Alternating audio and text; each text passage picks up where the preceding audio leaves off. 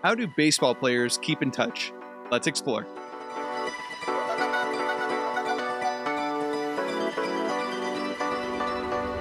Welcome back to another episode of Spotlight Station, the show where we take the chance to speak with a variety of artists from all around the world every Saturday night at 10 p.m. Central Standard Time. From content creators and streamers to visionaries and beyond, be prepared to gain helpful insight that you can start using right now to unlock your full potential. And if you have any questions for me after the video, feel free to jump into my Twitch channel as I stream every Sunday, Tuesday, and Saturday night at 9 p.m. CST. And as always, thanks for liking the video, subscribing to the channel, and clicking that bell. With that said, let's give a big edited and post round of applause to Les Alex. Bless Alex. Before we jump into the questions, how are you doing, Les Alex? I'm doing well.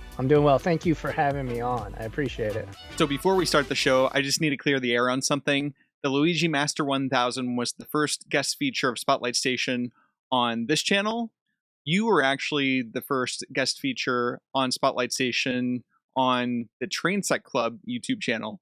Yeah, no, we had an awesome conversation. It was a lot longer, as I understand it, than this one's going to be. So when we had that in-person interview together before the pandemic, you were heavy into Magic the Gathering. And then after that, you made the jump into sports cards with an emphasis on baseball. So why the pivot? yeah, so essentially when the shutdown happened and the quarantine happened, you can play Magic online. Obviously, that's how I was like doing the content, but it's not as fun, especially for me. I'm a pretty social guy. Like I like hanging out with people, and that was a huge part of the allure of Magic for me. But also, they printed some pretty dumb cards that I just didn't like. So I've always been into sports cards. I remember yard sailing with my mom and my dad back whenever I was a kid, and we'd be looking for Topps 1990, like complete sets, thinking I hit the lottery. And it turns out those cards, even in the current sports card boom, still aren't worth anything. But I felt like I had been watching a lot of Gary Vee, and he was saying, yo, sports cards are going to make a comeback. It's going to be crazy. I'm like, well, I love sports. I love sports cards.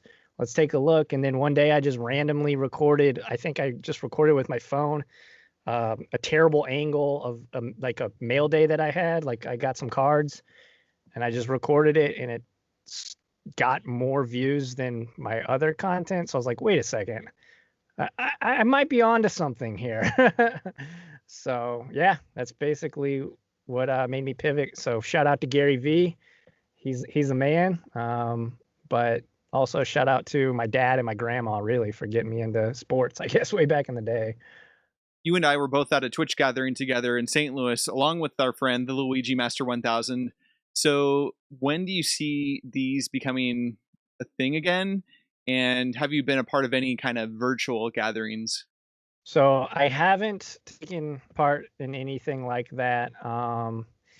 In terms of when they're going to come back, I mean, I don't know. I mean, I guess when there's a vaccine, maybe. I don't think it would be really safe to have one of those anytime soon. And I know I wouldn't personally be going until after all this is blown over. So You have been super consistent to post every week on YouTube and other social media platforms. Where does your inspiration to stay disciplined come from? honestly, it's a combination of just wanting to grind it and wanting to.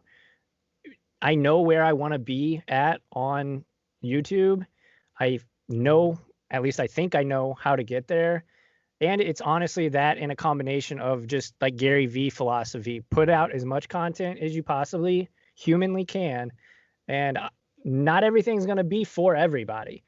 So if you put out a bunch, you'll eventually, that's the only way you can really get a following on social media, especially nowadays with how many content creators are out there. You just have to do it consistently. That's like the biggest thing that I've noticed. What does your posting schedule look like right now? Yeah, so right now I'm making either a live stream, 1 hour long live stream video, or a like 10 to 15 minute edited pre-recorded, filmed. A lot of time and effort goes into those. But I'm making one of those two types of videos every single day except for Sundays. For me, it's hard to stop because I have a Discord community, so I'm always chatting with them. I have people DMing me on Instagram and on Twitter sometimes. So it's hard to really step away completely, but I try as much as I possibly can to just like cut it off. We're not making content today. So What can viewers expect to see when they tune into your YouTube channel, Less Alex? yeah, so usually on a live stream, I'm talking about sports and sports cards. Usually, I'm just talking about the sports. So recently, I've been starting a series for the Cleveland Browns. I'm a big Browns fan, and that is not an easy thing to be a fan of because they're hot garbage.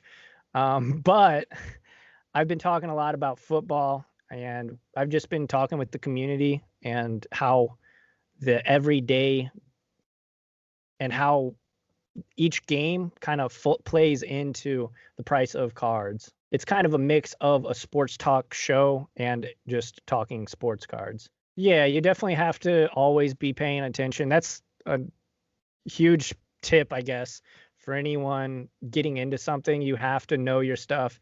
And I think I said this on the last Spotlight station I was on, but the internet can sniff out a fake quicker than anything. And if you don't know what you're talking about, they will be quick to call you out. So I like to bring on, because I don't know everything. I always say that. I don't know everything. But I like to bring on other guests, other people in the sports card community onto the show, and we bounce ideas off each other. And having the chat there as another person kind of to bounce ideas off of is a cool resource, and one of my favorite reasons to stream live as opposed to doing pre-recorded content, because you'll definitely have people tell you, yeah, I agree with you, or no, you're an idiot basically. But you just gotta stick to your guns, and then also when you're right, toot your own horn a little bit, and when you're wrong, have a little humility and say, all right, well, I wasn't wrong, I wasn't right about that one. Each week in Spotlight Station, we have our guests rank their top 5 favorite something. And this episode will be no different. So can you rank your top 5 favorite athletes of all time? Sure. Top 5. Number 1, definitely LeBron James. I've been a fan of his since he was a rookie, and I've just followed his career. For my money, I've never seen a better basketball player or a better all-around athlete. Number 2 would definitely have to be Albert Pujols. He was the man in St. Louis sports scene when I was coming into, I was 11 years old whenever he broke into the scene in baseball. And then maybe third, Yadier Molina, kind of the guy who came after him and is still playing, just hit his 2000th hit, which is awesome. And then a guy that probably not a lot of people would even suspect, but Manny Ramirez, who was a longtime Boston Red Sox player. And before they beat the Cardinals in the World Series, I was actually a huge Red Sox fan just because they were kind of the ragtag group of players. And he was just such a goofball, going into the big green monster to go to the bathroom and high-fiving fans as he caught a ball. Like, he's just a goofball. And then the last one would probably be Al McInnes, if you remember him, the defenseman from the St. Louis Blues. Yeah, he was awesome. He would almost always win the slap shot competition at the All-Star game. His slap shot was like 105 miles an hour, which is insane. And he was a little guy, so I'm not that tall. So I always liked that he was a little guy that just had a killer slap shot. So Al McInnes for sure. That's awesome. Thank you for that ranking, Les Alex. And I'm really happy that you mentioned a hockey player because go Blues! Do you have any teasers or secret hints of content that will be coming out of the Les Alex camp in the near future? I've been starting doing this series where I take 2 players and it's like a versus series. I've got several out already, but I want to do more because they're really fun to do.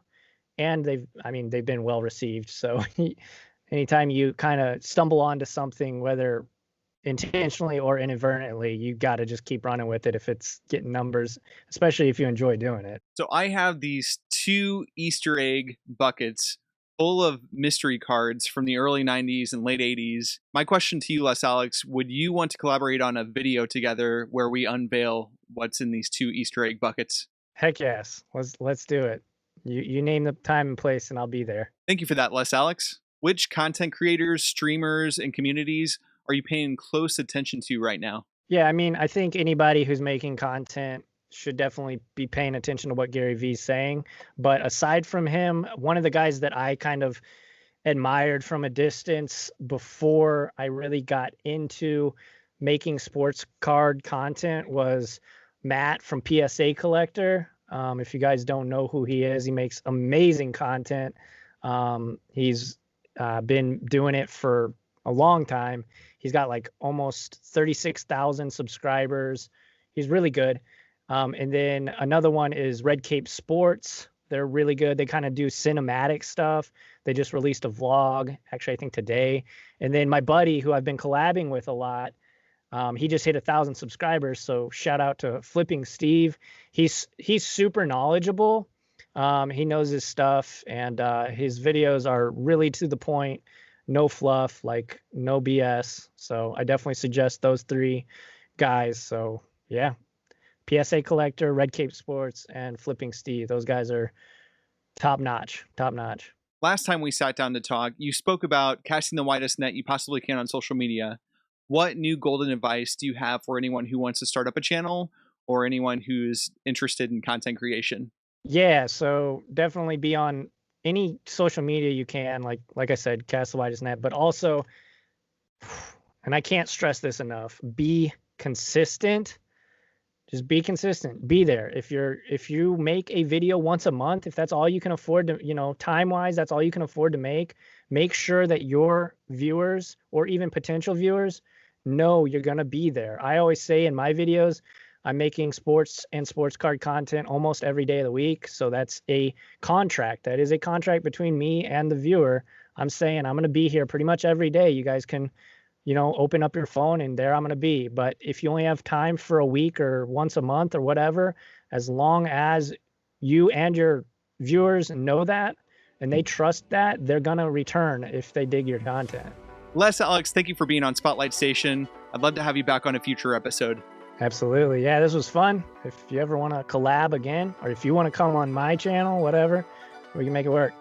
You can check out Les Alex's new website at fullcountmedia.com and also check out Les Alex on his YouTube channel and all other social media platforms. Links in the description down below. If you would like to be a guest feature on Spotlight Station, feel free to reach out to me on any of my socials. And be sure to tune in next week to Spotlight Station at 10 p.m. CST, as we will be featuring stand-up comedian Lance Allen. As always, thanks for liking the video, commenting down below, subscribing to the channel, and clicking that bell.